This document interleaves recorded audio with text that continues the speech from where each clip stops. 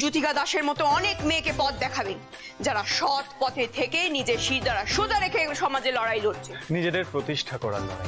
নিজেদের প্রতিষ্ঠা করার লড়াই লড়ছে। প্রতিষ্ঠা করার লড়াই লড়ছে।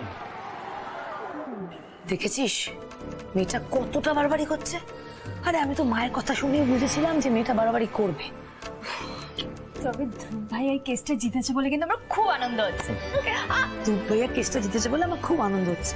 আরে ধ্রুব ভাইয়া যা যা করছে, তারপর সঞ্জুদির অবস্থাটা তুই বুঝতে পারছিস? হ্যাঁ না, ওই অবস্থাটা একমাত্র তুই খুব ভালোভাবে বুঝতে পারছিস। এখনই বল না, চাই আমি একটু সঞ্জুদিকে ফোনটা করে দিই। আমি খুব ভালোভাবেই বুঝতে পারছি, বুঝেছিস? আমি এক্ষুনি সঞ্জুদিকে ফোন করে সবটা জানাবো। আমি কি বললাম, ব্যাপারটা অক্ষর অক্ষরে মিলে গেল তো? হ্যাঁ, ডিসগাস্টিং।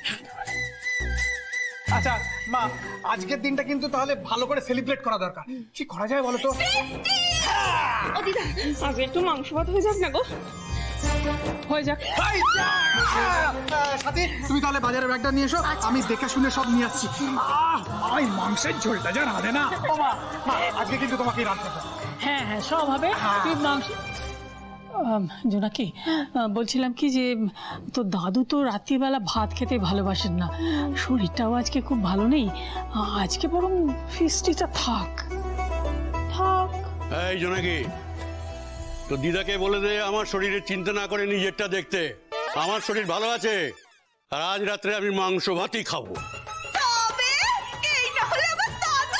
ও দিদা, আজ একটু গরম গরম ভাত, মাংসের ঝোল, গরম গরম লেবু হয়ে যাক। জমে কি রাখবে? চলো তুমি বাজারটা করে তাড়াতাড়ি এসো। যাও সাথী, ব্যাগটা নিয়ে এসো। কি কি বাজার করতে হবে সেটা বলে দাও তুমি। আচ্ছা, আদা পেঁয়াজ রসুন যা যা লাগবে, গরম মশলা বলে দিন, সব একসঙ্গে বলে দাও, নিয়ে চলে আসুন। আচ্ছা আচ্ছা, ঠিক আছে।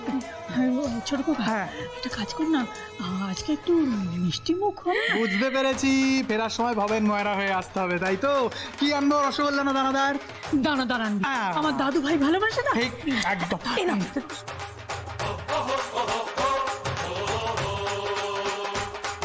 আরে না না, ভুলে যাওয়ার কিছু নেই, আমি বিষয়টা কিছু মনেই করিনি।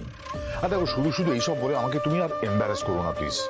দেখো, তুমি ধ্রুবর এই ছেলে মানুষটাকে যে গুরুত্ব দাওনি, এটা জেনে আমি খুব আশ্বস্ত হলাম।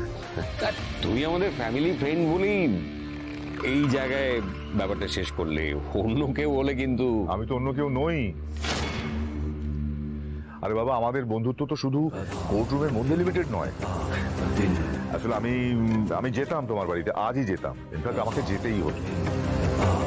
আমি ভাবছিলাম সঞ্জনার সাথে ধ্রুবর এনগেজমেন্টটা এবার হয়ে যাক।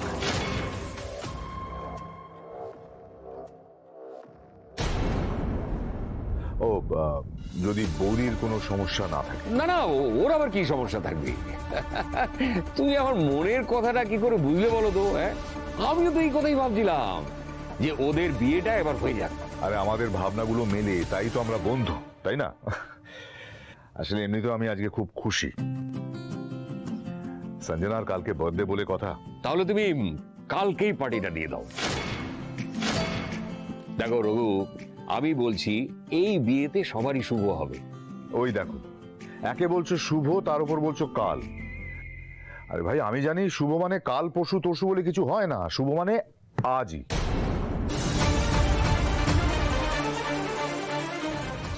আজ মানে? ওই তো রাত 12টায় কেক কাটিং, ঠিক তারপরেই শুভ কাজ। কিন্তু আরে এর মধ্যে আবার কিন্তু আসছে কোত্থেকে?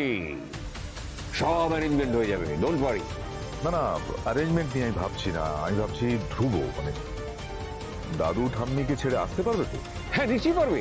দরকার হলে তপতি গিয়ে ছেলেকে নিয়ে আসবে। কি? হ্যাঁ, ব্যাস, তাহলে তো হয়ে গেল। তাহলে সে কথাই রইল, ঠিক রাত 12টা আর আমাদের শুভ কাজ।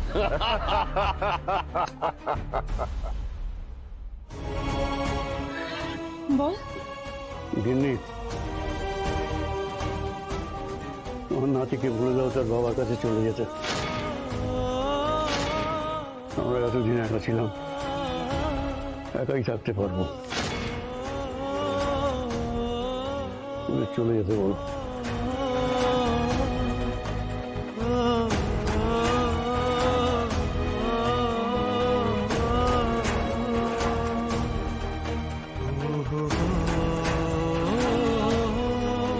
এটা কি করলে তুমি মা? কোনো প্রয়োজন ছিল এটা করার?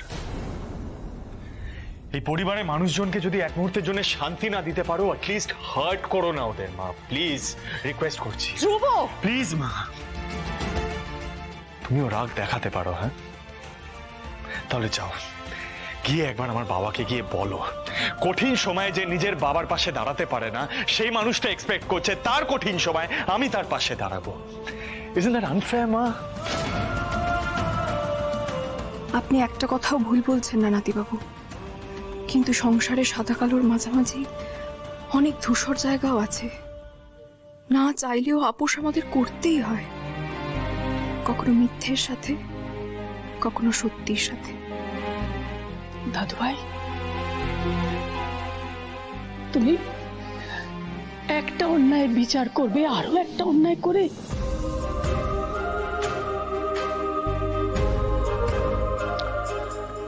আজ যদি আমি চলে যাই সেটা আরো বড় অন্যায় হবে। দাদু ভাই, তোমার বাবা যা করেছেন সেই জন্য তোমার দাদু প্রতি মুহূর্তে কষ্ট পান, তাই তোমার মা চান যে তুমি তোমার বাবাকে কষ্ট না দাও। তোমার মায়ের কথাটা একবারটি ভাবো দাদু ভাই, একবারটি ভাবো।